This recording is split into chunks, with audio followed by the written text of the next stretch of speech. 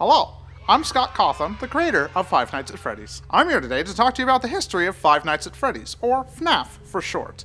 I haven't written the next story yet. We'll have to wait for MatPat to write it for me. Five Nights at Freddy's is only successful thanks to the invention of Let's Plays. Just like how Jacksepticeye only exists thanks to my symbiote, Markiplier. When I was 13 years old, my mommy got me a click-and-play program, and boy have I been hooked to video game design ever since. Fast forward to the future, the 90s, where I learned to program using the best graphic design technology ever made.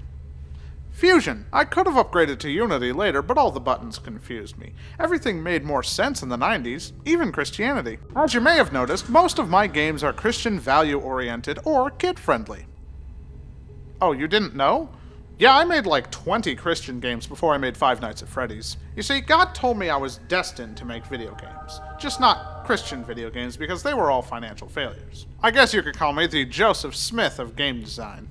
Because of all my failures, I just wasn't sure if God existed or not. So I decided to create a game from the darkest depths of my soul.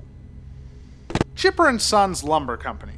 Another financial failure. Then I decided to make FNAF. People thought the characters from Chipper & Sons looked and acted like creepy animatronics. So I thought, why not just own that and make a game about creepy animatronics? If you can't tell from an RPG I made, FNAF World, I don't actually know anything about video games. I just want to design them.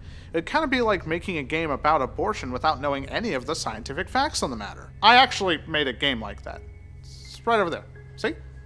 Now, some people think that FNAF is innovative because it focused more on the fear rather than the game design. The truth is, I don't actually know anything about horror games. I just wanted to make one. I guess every Trump has their wall. I knew this game was going to be good because it scared the bejeebus out of me. And, thanks to word of mouth, it was able to get around to just the right amount of Let's Players. Word spread to Yamimash, who recommended it to Markiplier, who lent his grace to Jacksepticeye, who bore witness to PewDiePie, which allowed MatPat to write all of this backstory of lore for me. As you can see, this game hit the perfect circle jerk for all the Maker Studios Let's Players. Coincidence? I think not. And by the way, about the lore, I basically make everything up as I go.